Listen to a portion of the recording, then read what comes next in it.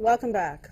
The African Development Bank has agreed to lend Zambia $125 million on concessional terms for the improvement of sanitation, food security and support to women entrepreneurs. The Finance Minister, Alexander Chikwanda, and African Development Bank country manager signed the loan agreement in Lusaka on Tuesday. $50 million will be used to upgrade sanitation in the southern African country's capital. $45 million will go to the project to boost food security and $30 million on support to women in business.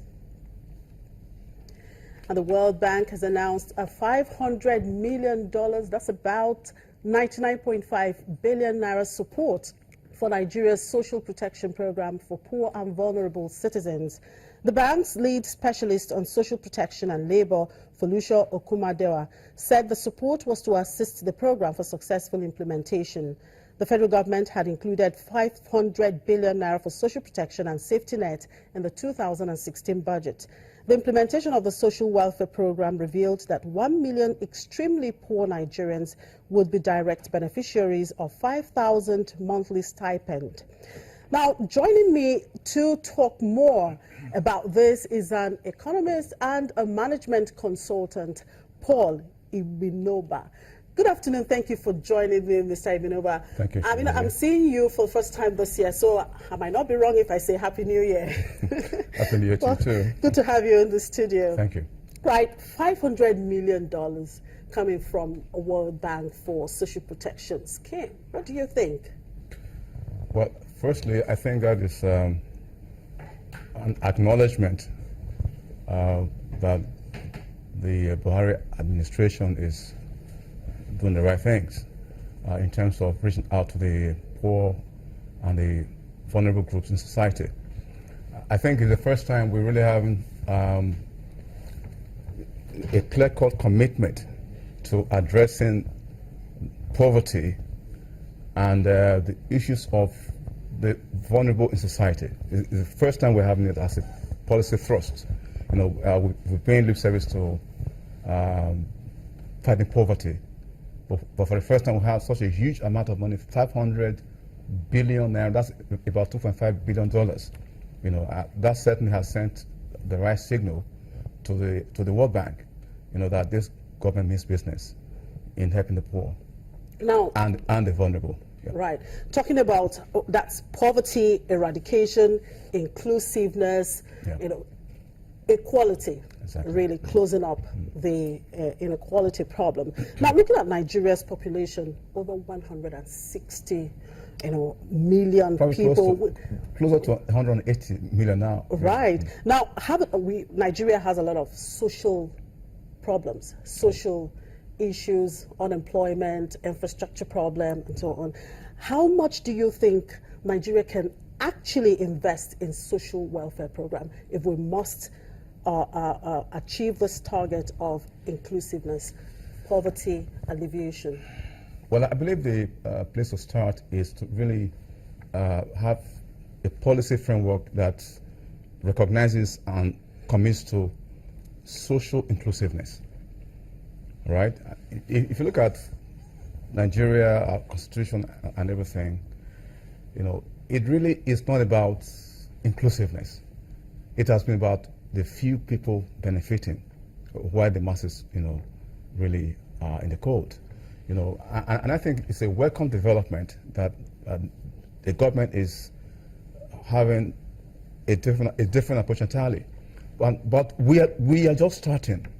What we need eventually is a deliberate policy on social inclusiveness, and which, of course, we also address issues of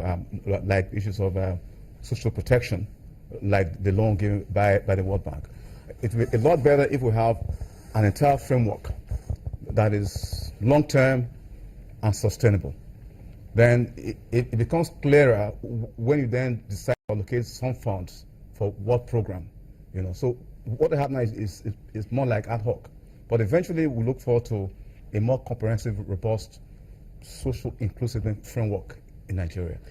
I believe the president is doing the right thing.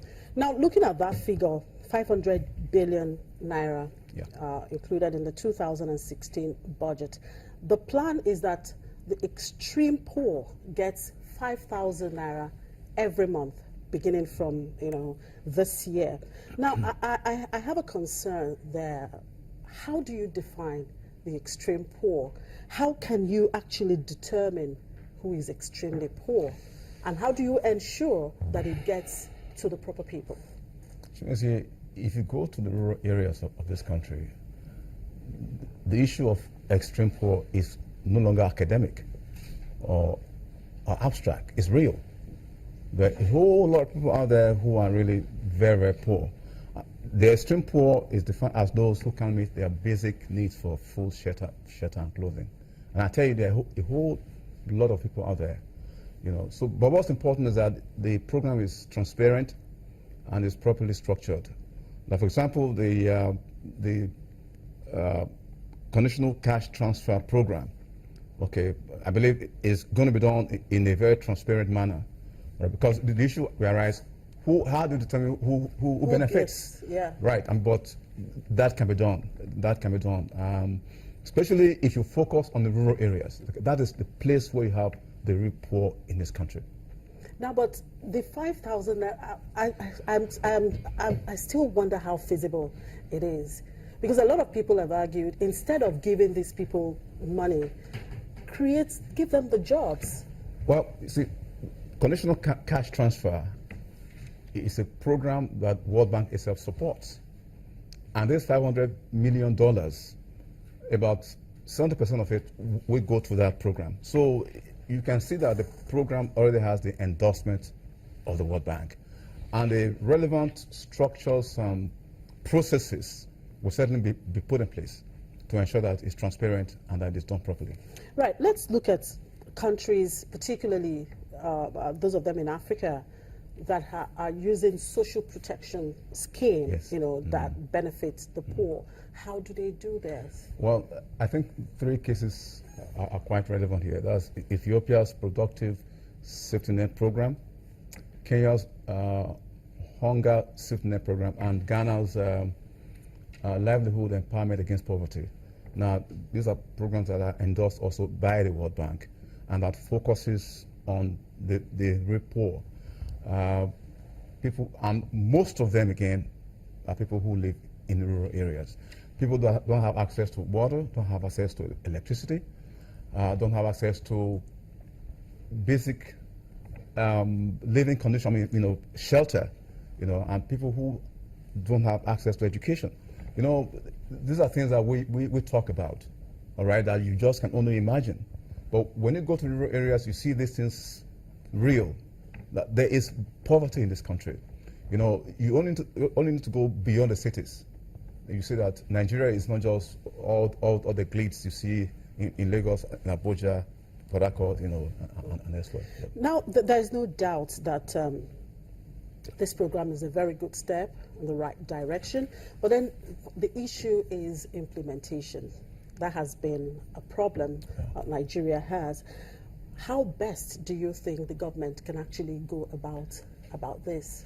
Well, I think the basic thing is we have a new government that has transparency as a key plank, all right, as a key principle, of its operation. So that already has determined many things, all right. So you can expect that President Buhari will supervise a system that is not corruption-ridden, that is focused, that is quite clear-cut in terms of the target population, and that will put in place the right procedures and checks and balances that will ensure that it achieves its objective. All right, thank you for your time, Mr. Ibinoba. Thank you. Right. Well, I've been speaking to Mr. Paul Ibinoba. He is an economist and management consultant. We'll take a quick break. When we come back, the program continues. To stay with us.